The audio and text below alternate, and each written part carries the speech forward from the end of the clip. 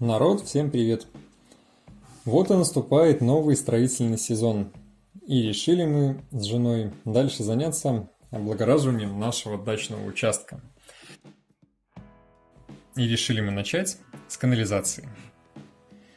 Канализацию мы расположили в начале участка, грубо говоря, в правом его углу. Перегнали технику и начали копать. Скажу сразу, делали не сами, делали знакомые. Сделали, кстати, очень качественно и очень классно. Пригнали ребята к нам на участок вот такой вот небольшой катерпиллерчик и вырыли котлован под 2 колодца. Мы делали канализацию примерно на 6-7 кубов. Это будет идти 2 колодца по 2 кольца, каждое кольцо по 1,5 метра в диаметре. Экскаваторщик отработал на 10 баллов, все сделал очень аккуратненько. Распланировал грунт. Все грунты, когда копалось, все раскладывалось отдельно. Глину в одну кучу, чернозем в другую кучу, песок в третью кучу. И получилось все очень красиво. Были заготовлены трубы, обычные оранжевые 10-е канализационные трубы. Конечно же, немножко цемента. Песок взяли прямо из земли, благо до песка докопались. И им же бетонировали потом колодцы. Вот вы можете видеть, какой грунт у нас получается на участке. Это примерно 30 сантиметров чернозема, дальше 1,5 метра глины, и, слава богу, дальше пошел песок. А это говорит о том, что один колодец мы дно забетонировали, а второй нет. Значит, вода будет уходить. После уже приехала техника с манипулятором и кольцами. Манипулятором все это дело аккуратненько поднялось и поставилось непосредственно в котлован. В котловане все выровняли. Как видите, у нас получается один колодец чуть ниже второго, буквально перепад в 10-15 сантиметров. Сделано это из-за того, что у нас так расположен участок, он идет под наклоном.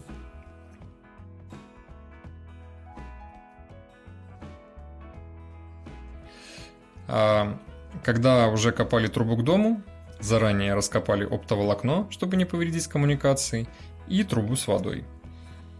Дальше манипулятором аккуратненько погрузили все это дело в котлован, промазали, гидроизолировали, поставили сверху крышки и люки.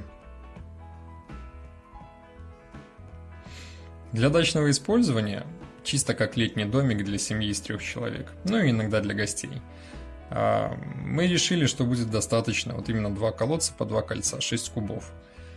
В городе, когда мы живем, за обычный месяц с постоянно работающей стиральной машиной, мойкой посуды, душем, в общем, абсолютно не экономя, мы сливаем примерно 12-13 кубов воды втроем. А с тем учетом, что на даче мы в основном только по выходным, нам показалось, что этих 6 кубов будет вполне достаточно. Причем, напоминаю, в одном колодце у нас дно забетонировано. Это будет первый колодец, в котором будет все, скажем так, оставаться основное. А второй колодец мы дно не бетонировали, туда будет переливаться вода и уходить в песок. Благо до песка мы докопались. Вот так выглядят наши колодцы, когда их уже поставили. 2 колодца по 2 кольца. И дальше ребята занялись переливом. Сделали вот такой перелив. Поставили сверху 2 крышечки. И все получилось достаточно аккуратно и красиво. В одном колодце, в первом, дно было забетонировано. Во втором колодце, который остался, дно мы не бетонировали. Там вода будет уходить в песок, а все будет оставаться в первом колодце, из которого в дальнейшем это и будет откачиваться. Поставлены крышечки, люки 1,5-тонные. Машина там ездить не будет, поэтому этого вполне достаточно.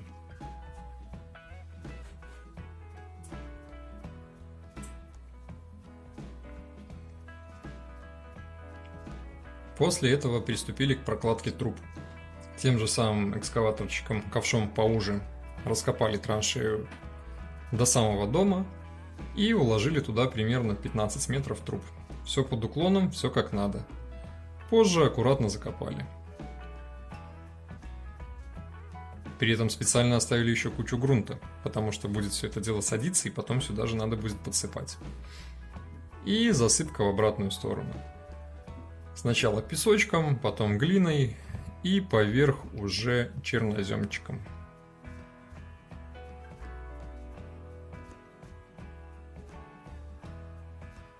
А это наш самый главный помощник.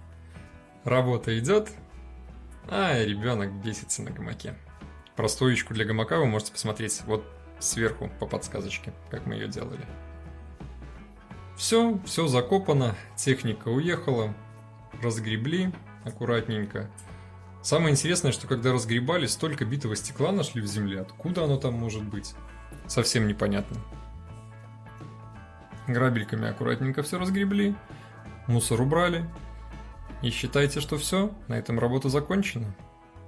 И вот как внутри выглядит вся эта конструкция.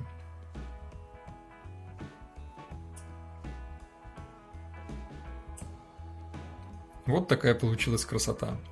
При этом экскаваторщик молодец. Кроме того, что он очень аккуратно все сделал, он еще и выровнял нам участок маленьким грейдером.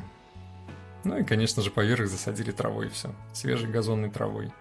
Через месяц уже будет все зеленое. Вывод от канализации пока заткнули заглушкой. И дальше у нас планы, как у Наполеона. Мы начали разбирать порог, и, скорее всего, придется сносить нашу летнюю кухню. Об этом будет даже отдельное видео. Перед участком все аккуратненько выровняли. И вот получилась такая вот ступенечка у нас на участок. Забор, конечно же, позже поставили на место.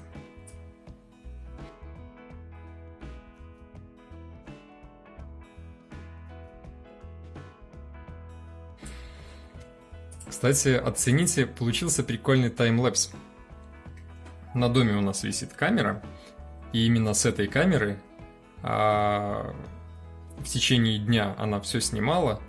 Потом из нее я сгреб все это в кучу, ускорил, и получился вот такой вот прикольный таймлэпс ролик. Называется 6 часов работы за 4 минуты. От начала и до конца. Полностью, как нам прокладывали всю канализацию.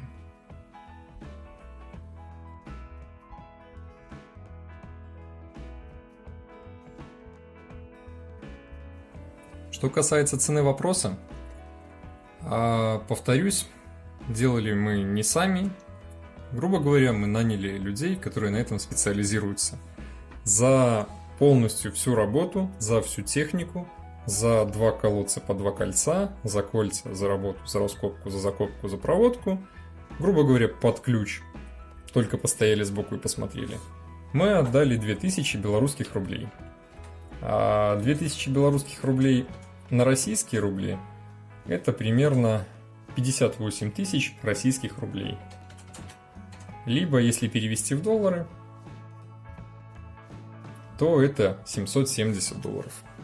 Дорого это или дешево, решайте сами. Но, собственно, ручно исполнить это у нас бы, боюсь, не получилось никак.